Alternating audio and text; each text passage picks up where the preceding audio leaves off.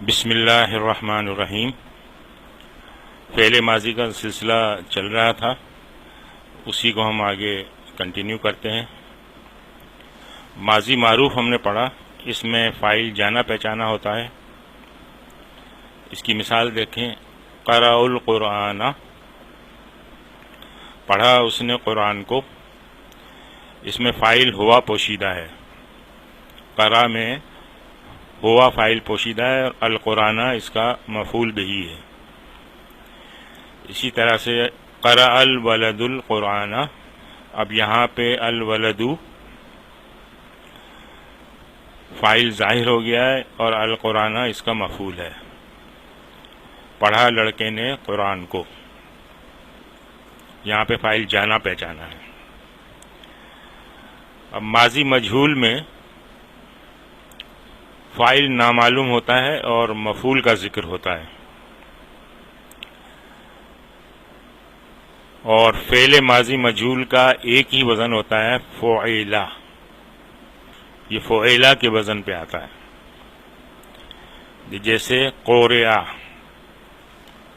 اب اس کا ترجمہ ہوگا پڑھا گیا۔ اب اس میں یہ معلوم نہیں ہے کہ کس نے پڑھا ہے، پڑھا گیا۔ اچھا، اس میں نائب الفاعل کی ضمیر چھپی ہوئی ہے، یعنی وہ پڑھا گیا۔ اسی طرح سے قرئ القرآن، اب یہاں یہ نائب الفاعل جو ہے اس میں ظاہر ہو گیا ہے، پڑھا گیا قرآن کو، یعنی یہاں پہ دراصل یہ مفعول کا ذکر ہے۔ جیسے یہ دیکھیں قرآن اور اس کے ساتھ کو لگا ہوا ہے، یہ مفعول ہے جسے فعل مجہول کے ساتھ نائب الفاعل کا نام دے دیا گیا ہے۔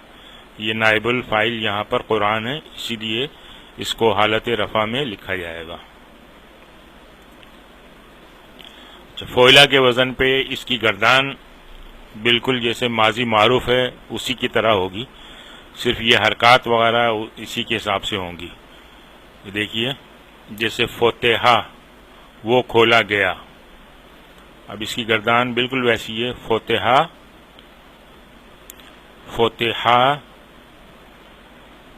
فتحو، فتحت، فتحتا، فتحنا، فتحتا،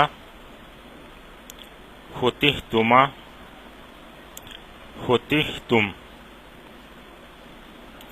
فتحتی، فتحتما، فتحتن، فتحتو اور فتحنا۔ اس کی مثالیں دیکھتے ہیں، حبس المجرمون، اب یہ حبسا فعل ماضی مجہول ہے اور المجرمون اس کا نائب الفاعل ہے۔ مجرموں کو قید کیا گیا، یہاں بھی دیکھیں کہ کس نے قید کیا اس کا علم نہیں ہے۔ اور مثالیں دیکھیے، فتح الباب، بالکل اسی انداز کی ہے۔ یہ فتحہ جو ہے فعل ماضی مجہول ہے اور الباب اس کا نائب الفاعل ہے۔ جتنی بھی مثالیں آگے آئیں گی وہ اسی پیٹرن کی ہیں۔ دروازہ کھولا گیا، نصر المظلوم، مظلوم مدد کیا گیا، شرب اللبن، دودھ پیا گیا،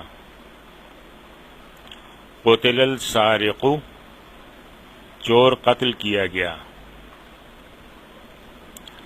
متى ضرب، وہ کب مارا گیا۔ تو یہ دیکھیے آپ ان سب مثالوں میں یہ الباب، المظلوم، اللبن، السارق، اور اسی طرح سے یہ ضرب میں نائب الفاعل جو ہے وہ چھپا ہوا ہے، اور یہ سارے نائب الفاعل ہیں حالت رفع میں۔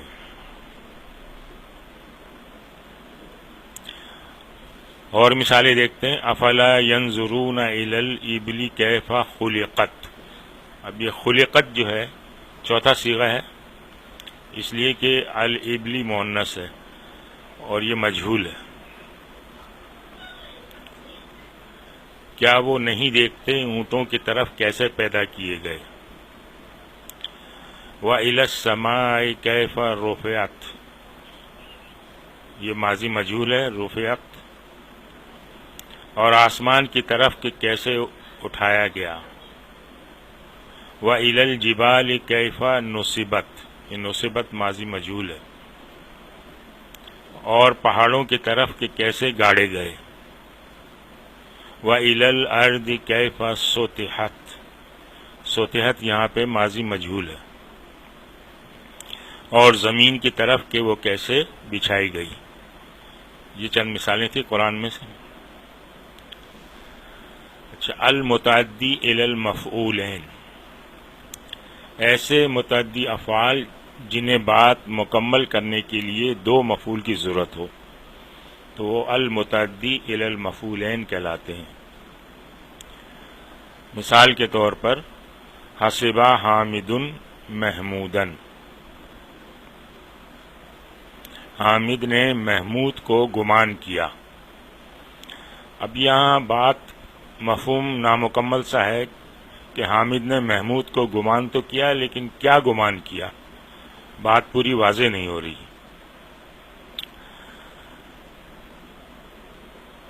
تو اب اس میں دوسرا مفعول بھی آ جائے گا، حسبہ حامد محمودن عالمن،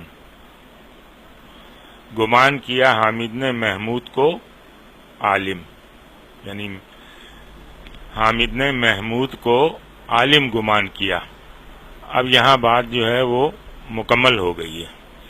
تو یہاں یہ جو فعل ہے حسبہ متعدی فعل ہے، اور اس کو دو مفعول کی ضرورت پڑی ہے بات کو واضح کرنے کے لیے، ایک ہے محمودن اور دوسرا ہے عالمن۔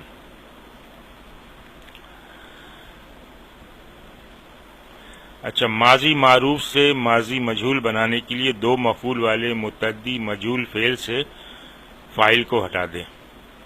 یعنی اگر ہمیں ماضی مجہول بنانا ہے ماضی معروف سے ایسے فعل کے لیے جس کے لیے دو مفعول چاہیے، تو اس میں ہم کیا کریں گے کہ فاعل کو ہٹا دیں گے اور پہلے مفعول کو نائب الفاعل بنا دیں گے، یعنی وہ مرفوع حالت میں ہوگا، اور دوسرے مفعول کو جو کہ منصوب ہے آلریڈی اس کو کچھ نہیں کریں گے۔ اب یہاں پہ دیکھیں، اگر اس کو ہم نے بنانا ہے مجہول حسبہ کو، تو یہ حامدن کو ہم اس میں سے غائب کر دیں گے، اور محمودن جو ہے پہلا مفعول ہے اس کو فاعل بنا دیں گے اور دوسرے کو مفعول رہنے دیں گے۔ یہ بن جائے گا حسیبہ، کیونکہ یہ فعلہ کے وزن پہ ہے تو ماضی مجہول بن گیا اس کا حسیبہ کا۔ محمودن، یہ دیکھیے حامدن یہاں غائب ہو گیا اس میں، اور محمودن کو ہم نے حالت رفع میں لیا ہے محمودن، اور جو دوسرا مفعول تھا اس کو ویسے ہی رہنے دیا عالمن۔ گمان کیا گیا محمود عالم۔ آج ہم یہیں پہ اکتفا کرتے ہیں۔ سبحانک اللہم و بحمدک، نشہد ان لا الہ الا انت، نستغفرک و نتوب الیک۔